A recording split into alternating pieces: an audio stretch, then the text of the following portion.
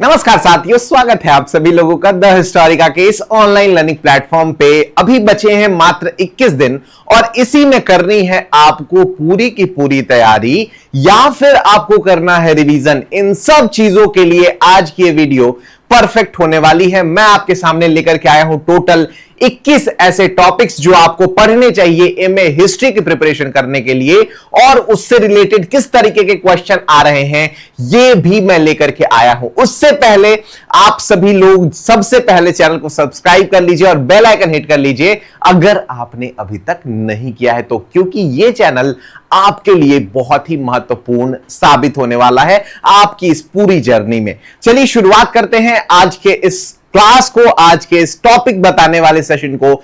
सबसे पहले मैं आपको बताता हूं कि आपको करना क्या है, कैसे आपको अपने 21 दिन को जीना है। ज्यादा परेशान नहीं होना है, मस्ती के साथ तैयारी करनी है, इस 21 दिन को खास बनाना है। इस विचार से इस 21 दिन को जीना है कि लगभग 50 सालों बाद जब आप अपने नाती पोता को बता रहे हो कि मैंने सीवीटी पीजी की तैयारी कैसे की थी, तो आपके चेहरे पे एक चमक हो। इस बात को ध्यान में रखते हुए प्रिपरेशन करो। सबसे पहले क्या करना है, जितने भी टफ लिस्ट हैं या फिर कंटेंट है, इन सब को जो है वो एक जगह पे इकट्ठा करो, एक जगह पे लिखो या फिर प्रिंट कराओ और उसको अपने बेडरूम में या जहां भी आप रहते हो वहां पे आप उसको सामने चिपकाओ पर डे। ठीक है, revise in the morning, daily जो है वो आपको उसको रिवाइज करना है, क्योंकि यही वो जगह है जहां से क्वेश्चंस आते हैं या फिर आप जो कॉन्फिडेंस गेन करेंगे वो यहीं से मिलेगा। नंबर 2, रेगुलरली 200 वाला पार हो गया भाई, अब 300 से 400 क्वेश्चंस रेगुलरली आपके आंखों के सामने से गुजरने चाहिए। ठीक है, इस चीज को आपको ध्यान में रखना है। रेगुलरली 300 से 400 क्वेश्चंस अटेम्प्ट करना है आपको। बाद में आपको टॉपिक्स भी बताऊंगा, आराम से देखते रहो इस वीडियो को और वीडियो को लाइक कर लेना अगर आपको सही लगेगा तो। रिवाइज रेगुलरली, ठीक है, जो भी आप क्वेश्चंस अटेम्प्ट करते हो उससे रिलेटेड अगर कहीं फंस रहे हो, कोई टॉपिक आपको कठिन लग रहा है तो उसको रिवाइज भी कर लो। ठीक है, ताकि रिवीजन जो है वो की है आपके लिए। जितना ज्यादा रिवीजन, कम टॉपिक पढ़ेंगे लेकिन उसको रिवाइज ज्यादा करेंगे ताकि हमारा कॉन्फिडेंस जो है वो धीरे धीरे बूस्ट होता रहे, बिल्डअप होता रहे। ठीक है, नेक्स्ट पॉइंट है जो कि सबसे ज्यादा महत्वपूर्ण है। बच्चे एकदम परेशान, सर बहुत पढ़ते हैं सर, सुबह से शाम तक पढ़ते रहते हैं सर, लेकिन नंबर नहीं आ रहा। भाई देखो एक बात, I really take care of yourself, है ना। मैं आपकी बहुत कद्र करता हूं, मैं आपके जो भी प्रॉब्लम्स उनकी बहुत इज्जत करता हूं, बट ये जो इंपॉर्टेंट लाइन है इसको ध्यान में रखना। Take test as a test. CVT PG exams is on 13th of March। आपका एग्जाम 13 मार्च को होने वाला है। अभी आपका एग्जाम नहीं है, खुद को जज मत करो। ठीक है, प्रेज योर सेल्फ रेगुलरली, हमेशा खुद को प्रोत्साहित करते रहो, अपने आप को निराश नहीं होने देना है, हताश नहीं होने देना है। टेस्ट को टेस्ट की तरह लेना है और उससे इंप्रूव करना है। टॉपिक्स ढूंढो उससे रिलेटेड और उससे ज्यादा जो है वो आपको क्या करना है, सीखना है। नीचे व्हाट्सएप ग्रुप का लिंक दिया हुआ है, आप सभी लोग ज्वाइन हो जाइए और वहां पे मैं समय समय पे द हिस्टोरिका के जो टेस्ट आते हैं उससे रिलेटेड आपके जो डेटा है उसको देख करके मैं बताऊंगा कि आप किस टॉपिक पे खराब हो रहे हो। तो आपका पर्सनल गाइडेंस अगर आपको चाहिए तो ये मैं जो है वो नीचे व्हाट्सएप ग्रुप का लिंक है, आप ज्वाइन हो जाइए। हर संडे को the Historica free of cost अपना टेस्ट सीरीज लेकर के आता है, तो उसको भी आप ज्वाइन कर सकते हो। लास्ट में 3 टेस्ट हम लोग फ्री ऑफ कॉस्ट देंगे। ठीक है, तो इसके लिए आपको रेडी रहना है, नंबर 1। नंबर 2 पॉइंट ये है कि अगर आप टेस्ट सीरीज में जुड़ना चाहते हैं तो अभी भी ऑफर चल रहा है। टेस्ट सीरीज जो है वो सबसे इंपॉर्टेंट है, क्योंकि अगर आप खुद को जांचोगे नहीं ना तो खुद को माजोगे नहीं, अपने आप को पॉलिश नहीं कर पाओगे अगर आप खुद को टेस्ट नहीं करोगे तो। ठीक है, आपको पता होना चाहिए कि कौन सा सेक्टर मेरा खराब है, उसको हम धीरे धीरे धीरे धीरे धीरे धीरे इंप्रूव करते चले जाएंगे, कोई इशू नहीं है भाई। नेक्स्ट है keep the motivation high, stay hydrated, stay healthy. अपने आप को जो है वो हेल्दी रखना है, अपने आप को मोटिवेशन हाई रखना है। ये जो जंग है वो आराम से हम लोग जीत लेंगे, कोई इशू नहीं है, कोई टेंशन नहीं है। जब एग्जाम हॉल से निकल रहे होंगे तो चेहरे पे एक मुस्कान होगी और ये सोच रहे होंगे कि well done, you have did it, you have done it. तो ये चीज जो है वो आपके विश्वास होना चाहिए और मेरा ये विश्वास मानो कि मेहनत जो है वो हमेशा जीतती है। ठीक है, आप कभी भी मेहनत करके हार नहीं सकते हो। अगर आप मेहनत नहीं करोगे तो डेफिनेटली हारोगे। तो इसलिए इस चीज को आपको ध्यान में रखना। अब हम आते हैं सर टॉपिक्स बता दीजिए। चलो भाई आ जाओ फटाफट हम टॉपिक्स के बारे में बात करते हैं। कौन कौन से टॉपिक्स आपके लिए इंपॉर्टेंट है। वीडियो को लाइक कर लेना और साथ ही साथ कमेंट कर दो कि yes I am taking this challenge. 21 days में 21 टॉपिक्स का चैलेंज जो है वो मैं आपको दे रहा हूं। क्या आप इस चैलेंज को लेने के लिए तैयार हैं? अगर हैं तो यस कमेंट बॉक्स में आपको लिख देना है। फटाफट चलिए शुरुआत करते हैं। सबसे पहले तो ये नोट कर लो, hard work beats the talent when the talent doesn't work hard। अगर आप हार्ड वर्क कर रहे हो तो भले ही दूसरे के पास टैलेंट हो, आप उस चीज को बीट कर ले जाओगे, इसमें कहीं भी कोई शंका नहीं है। अब हम आ जाते हैं आपके जो टॉपिक है उसको लेकर के जो है वो मैं आपको बता देता हूं कि कैसे आपकी तैयारी होनी है, कैसे आप प्रिपरेशन करोगे। वो 20 टॉपिक्स क्या हैं जो आपको सीखने हैं, पढ़ने हैं। ठीक है, चलो आ जाओ भाई।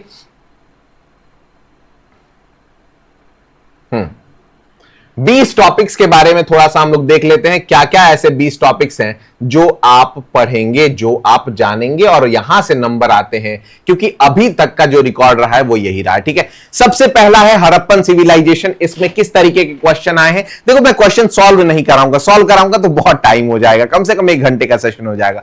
तो केवल टॉपिक्स बताता हूं। हड़प्पन सिंधु घाटी सभ्यता, इसमें डॉकयार्ड का क्वेश्चन आया था 2022 में।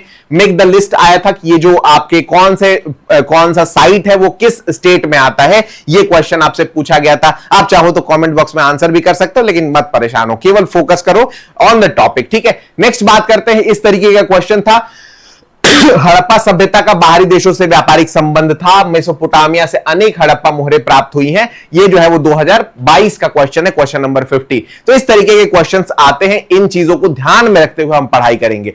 नेक्स्ट हम बात करते हैं वैदिक कल्चर। ऑलमोस्ट हम सारे टॉपिक्स कवर करेंगे, लेकिन उससे रिलेटेड पीवाईक्यूज किस तरीके से आए हैं उसको आप ध्यान में रख के पढ़ाई करेंगे। तो ये रहा आपका डे 1। डे 1 में आपको इन चीजों पर ज्यादा फोकस करना है कि हमें साइट्स को ध्यान में रखना है, कौन सी चीजें कहां से पाई गई हैं और उसके अलावा कौन से जगह कहां पे हैं, इसको हम अच्छे से पढ़ेंगे। नंबर 2, वैदिक एज को हम पढ़ेंगे। वैदिक एज में जो है वो परफॉर्मेंसेस हो रहे हैं, अलग अलग टर्म्स आ रहे हैं कि उस टर्म का क्या मतलब है, निष्क का क्या मतलब होता है, गोमत क्या होता है। इन सब चीजों को हम लोग अच्छे तरीके से पढ़ने की कोशिश करेंगे। उत्तर वैदिक काल का अनुष्ठान जो होता था उसके बारे में पढ़ो, जो जीता जाता था, ठीक है, अलग अलग जगहों पे यज्ञ किया जा रहा है, उसका क्या मतलब है।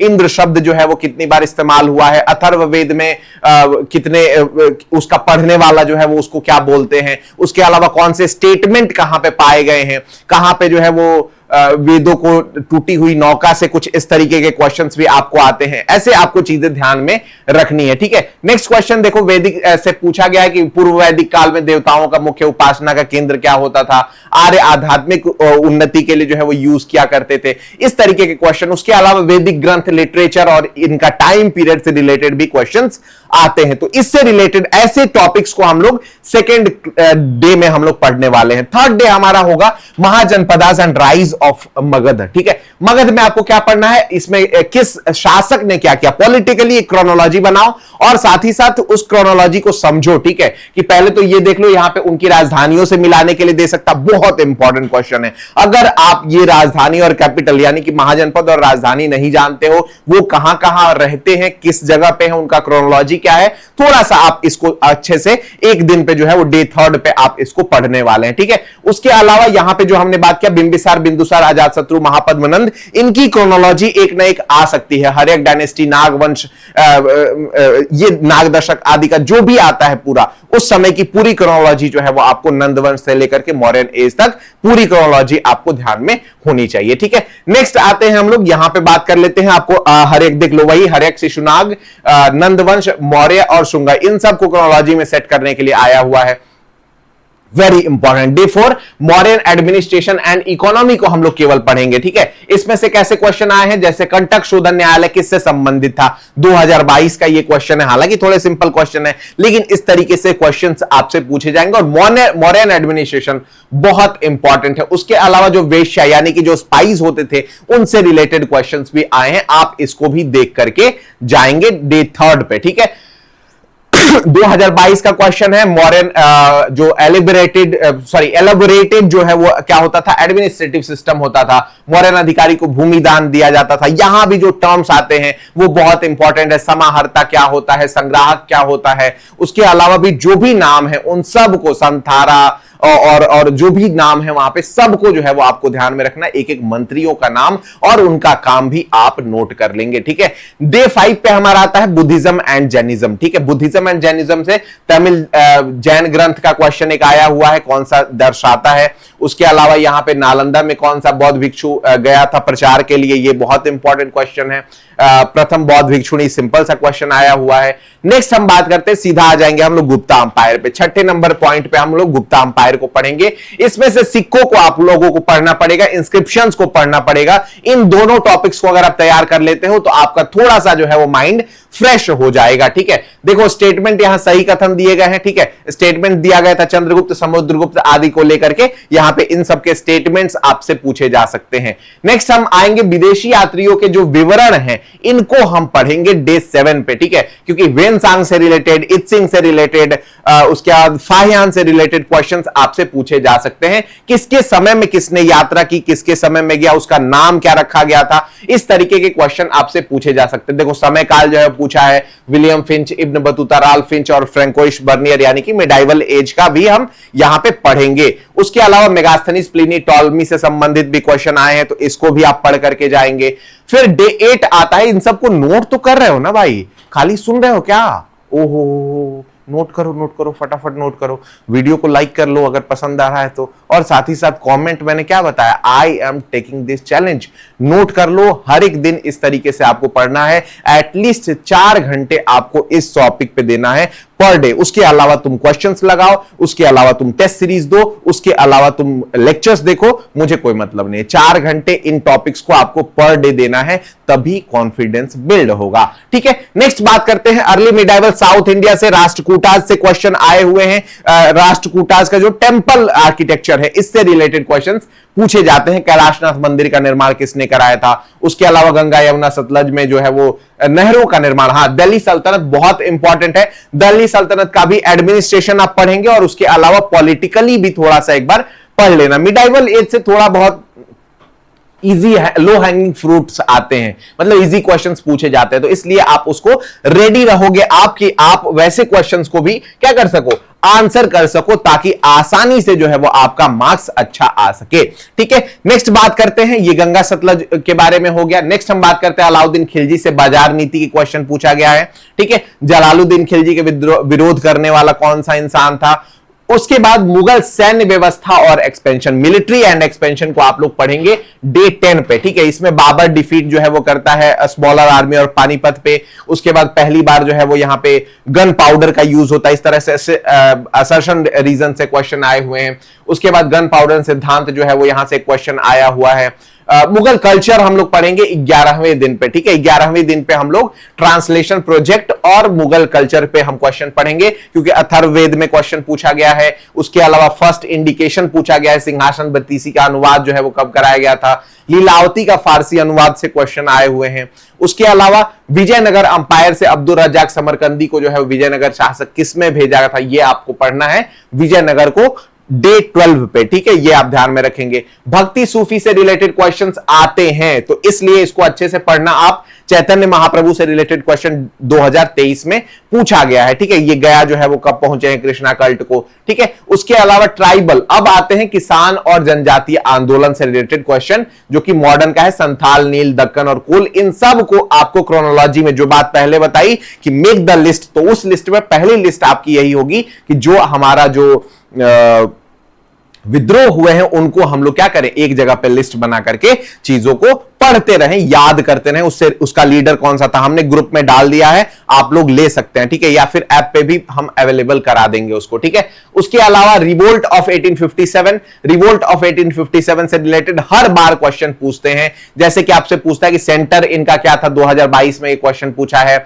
उसके अलावा 2022 में क्वेश्चन पूछा है रीजन ऑफ परमानेंट सेटलमेंट। अच्छा ठीक है, औपनिवेशिक भूमि व्यवस्था को आप लोग डे 16 16 पे पढ़ेंगे, ठीक है। इल्बर्ट बिल विवाद से रिलेटेड क्वेश्चन आया हुआ है, उसके अलावा एडमिनिस्ट्रेशन भी इसमें जुड़ा हुआ है, तो इसलिए आप एडमिनिस्ट्रेशन को पढ़ेंगे। इल्बर्ट बिल विवाद हुआ, कर्जन किशनर विवाद हुआ, इन सब को आप लोग डे 16 पे लैंड रेवेन्यू और एडमिनिस्ट्रेशन पढ़ेंगे। नेक्स्ट हम लोग बात करेंगे डे 17 पे शिक्षा और सांस्कृतिक नीति के बारे में, ब्रिटिश काल के समय में क्या हुआ है, वुड डिस्पैच कब आया है, कमीशंस कौन कौन सी है, इससे रिलेटेड क्वेश्चन हर बार पूछे जाते हैं, ठीक है। उसके अलावा एशियाटिक सोसाइटी ऑफ बंगाल की स्थापना पूछा है।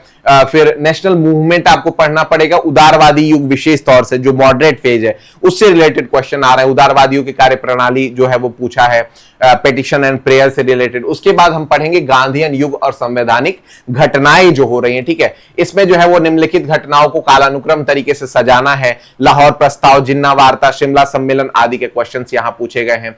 फिर होम रूल आंदोलन से जलियांवाला बाग तक का जो कांड है उसको हम लोग यहां पे अरेंज द क्रोनोलॉजी में एक क्वेश्चन पूछा जा चुका है। देन फिर हम बात करेंगे डे 20 पे क्रांतिकारी आंदोलन को, बहुत इंपॉर्टेंट है, रिवोल्यूशनरी एक्टिविटीज से क्वेश्चन पूछे जाते हैं। इसमें आप Swaraj party, Kanpur case, Kakori, HSRA, Chittagong, इन सब को आप लोग पढ़ेंगे, तो इस चीज से आपको क्या होगा, थोड़ा सा बिल्डअप होगा और ऐसे क्वेश्चंस इजी आ रहे हैं आजकल।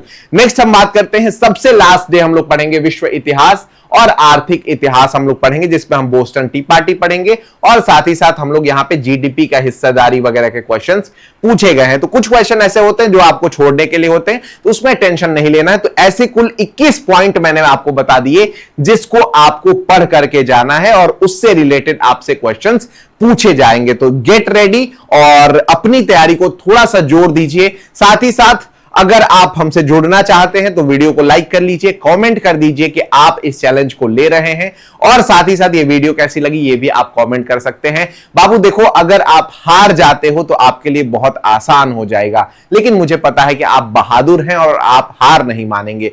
हर पल एक कठिन संघर्ष होने वाला है आपके लिए, लेकिन इस संघर्ष में जीतना ही आपके लिए एकमात्र विकल्प है। इसी शब्दों के साथ मैं आज के सेशन को करता हूं बंद। मिलते हैं आपसे नेक्स्ट सेशन में। Take care of yourself, have a good day, share this to your one friend जिसको आप बहुत अच्छा मानते हैं। तो अगर वो दोस्त देख रहा होगा तो समझ जाएगा कि हाँ वो मुझे अच्छा दोस्त मानता है। चलो ठीक है, bye bye, see you, bye bye.